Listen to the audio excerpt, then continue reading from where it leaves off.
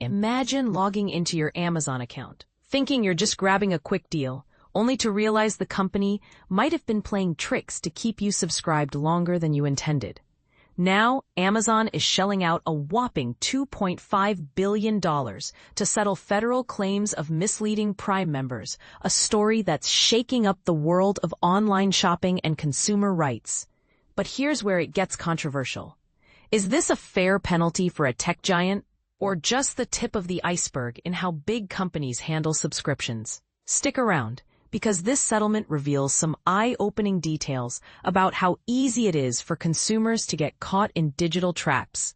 Let's dive into the details. Amazon has agreed to pay $2.5 billion to resolve a case brought by the Federal Trade Commission, FTC, which is the U.S. government agency responsible for protecting consumers from unfair business practices.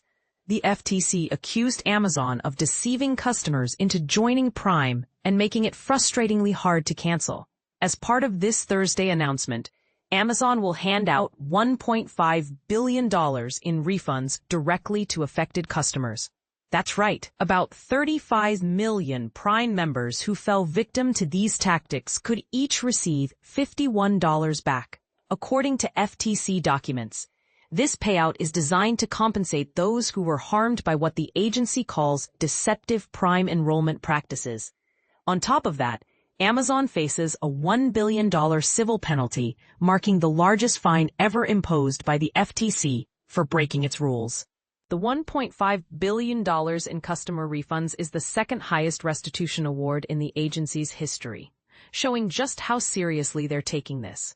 If you're a Prime member who signed up through Amazon's single-page checkout process between June 23, 2019 and June 23, 2025, you might be eligible.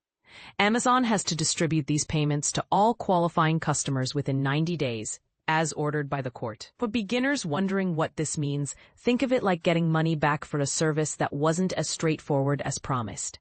It's a way to right the wrongs and put cash back in people's pockets. FTC Chairman Andrew N. Ferguson summed it up in a statement. The evidence showed that Amazon used sophisticated subscription traps designed to manipulate consumers into enrolling in Prime, and then made it exceedingly hard for consumers to end their subscription. He added that this settlement not only returns billions to Americans, but also ensures Amazon can't pull these stunts again. It's a powerful reminder of how important clear communication is in business. Imagine if every subscription service hid the exit door. Consumers would feel trapped, right? Amazon, for its part, neither admitted nor denied the allegations in the complaint. In a statement shared with CBS News, the company emphasized that it and its leaders have always followed the law, and that this agreement lets them move forward and focus on innovating for customers. This is the part most people miss. While the FTC sees manipulation, Amazon frames it as a misunderstanding, highlighting their commitment to improvement. It's a classic clash. One side views it as intentional deceit, while the other sees it as evolving to meet customer needs. What do you think? Does Amazon's response hold water, or is it just corporate spin? Beyond the financial penalties, the FTC is mandating changes to Amazon's Prime enrollment and cancellation processes. Documents revealed that company executives and employees were aware of these issues and discussed them internally. Now, Amazon must add a clear and conspicuous button on its site for customers to easily decline a Prime membership offer. Plus, they've got to simplify the cancellation process for existing members. No more making it difficult, costly, or time-consuming, as the FTC puts it. For example, if you've ever tried to cancel a subscription only to navigate a maze of menus and confirmations, you know how annoying that can be.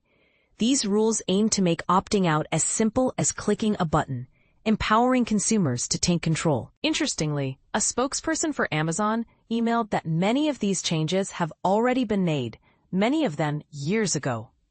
It's a point of contention. If Amazon claims they've already fixed things, why the big settlement? This can spark debate. Are regulators overreacting, or is this a necessary push for accountability? And this is where it gets even more intriguing. The FTC's push for easier cancellations isn't limited to Amazon.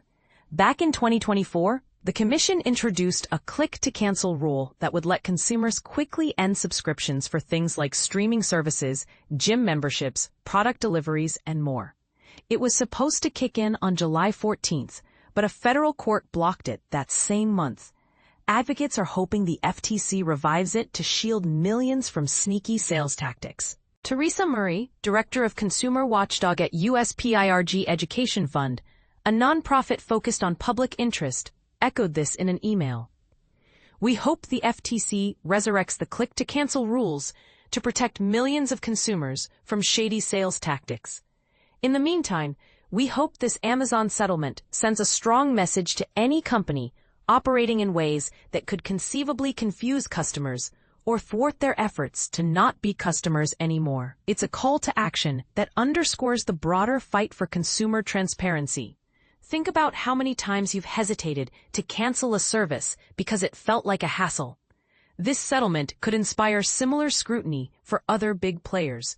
This deal came just 2 days after a jury trial began in Seattle, wrapping up the 2-year investigation that started in June 2023. Amazon Prime, for those new to it, offers perks like faster shipping, video streaming, and discounts at Whole Foods stores, all for an annual fee of $139 or $14.99 monthly.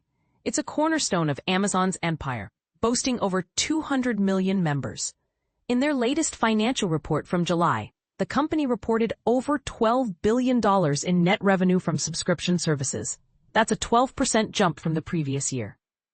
This includes fees from Prime memberships plus extras like music and ebooks. For context, imagine how much of Amazon's success relies on keeping people subscribed. It's not just about sales, but building a loyal base that keeps coming back. Separately, the FTC is probing another case against Amazon, questioning if the company has engaged in monopolistic practices that drive up prices and stifle competition, violating antitrust laws.